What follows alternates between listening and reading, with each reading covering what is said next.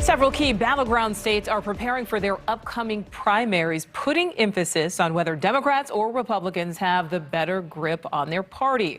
Over the weekend, former President Trump endorsed TV star Dr. Oz for the Republican Senate seat in Pennsylvania. Another one of Trump's endorsements, former football player Herschel Walker, was a no-show at his first Republican Senate debate in Georgia.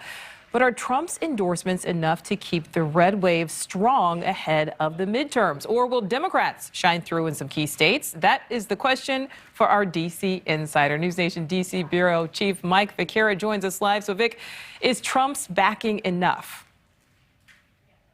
Well, it may be, it may not be. He's got sort of a mixed record, at least this time. And the thing about it is, Nichole, is Democrats want Donald Trump out there on the hustings, out there on the stump, campaigning for Republicans because he thinks that the higher his profile is, the better Democrats have, better chance they have of holding on to the House and the Senate, these chambers just behind me under this big, beautiful dome here on Capitol Hill. So, yeah. What do a college football legend and a famous TV doctor have in common? They are both famous. They're both running for the Senate as Republicans in key battleground states, and they have both been endorsed now by former President Donald Trump. Let's start with Herschel Walker in Pennsylvania. You mentioned him in the general election. He's already got a lead in the polls over the incumbent Raphael Warnock, the newly elected senator from Georgia. Remember those races back in 2020. But Mehmet Oz, the famed TV doctor running in the Commonwealth, the Keystone State of Pennsylvania, he's got a much tighter race in the primary, and President Trump, just on Saturday night, he happened to be in North Carolina endorsing another Senate Republican candidate, Ted Budd, endorsed Oz. Joining me now, again, is Sarah Muha from Axios. Sarah, thanks very much for joining us on a beautiful spring day on the roof here. A windy day, yeah, for sure. So let me ask you this. Donald Trump endorsement coveted by Republicans in the primaries. But once they get past the primary, you know, that helps them raise money. Donald Trump obviously wildly popular among people who vote in midterms, those in high enthusiasm voters. But once the primary is over in the general election, a mixed bag. It is. That's absolutely right. So Democrats actually want President Trump to endorse certain candidates, especially in those really tight races like the ones that you mentioned, because once it gets to the general election, they have a really great talking point.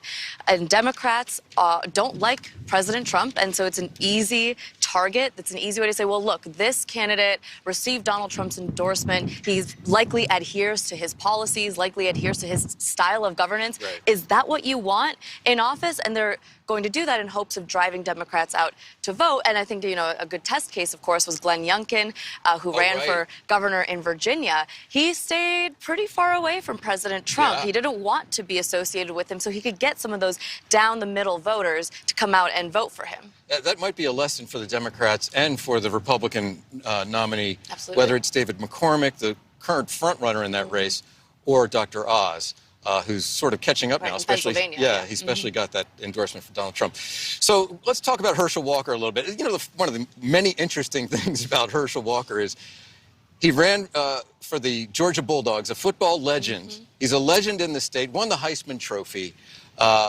So he's obviously got the name recognition, which takes you a long way in a primary or in a midterm election when, you know, people are just looking for a high enthusiasm voters are the only people showing up. There was a debate over the weekend. He didn't show up. Yeah. What does that tell us? Well, I think it tells us that he knows he's ahead.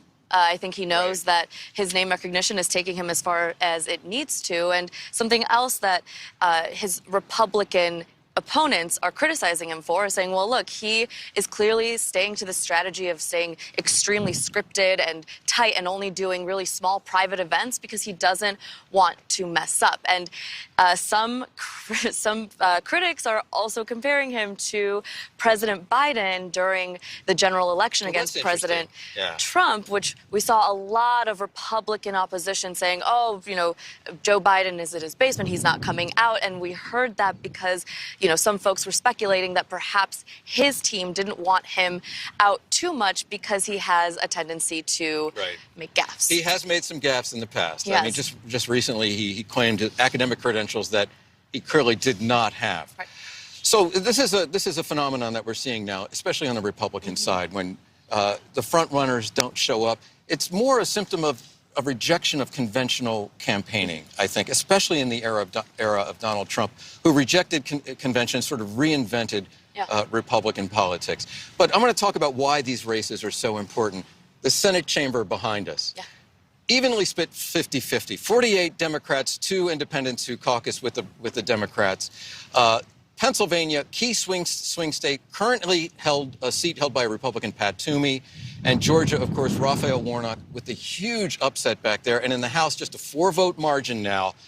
There are 5 vacancies in the House, but a 4-vote margin for Democrats. Most people expect that to go to Republicans. So what does it mean for the president's agenda if either of those chambers falls under Republican control? Yeah, well, I mean, the president needs both chambers to pass legislation, especially in such a partisan environment where he can't rely on getting Republicans to vote for his agenda. So this is going to be a really important midterm election, as it tends to be around this time of year after the president's first term, after the president's first 2 years. Exactly. They want to be able to keep passing legislation, but that's why now we're seeing such a sprint ahead of November to try to pass as many types of legislation as possible while they still have at least a small control. And you look no further than 2010 when President Obama, the first midterm under his presidency, Democrats got wiped up. Okay, very quickly, I want to turn to Wyoming and the Trump Republicans love to hate. Yes. Liz Cheney, a whopping haul.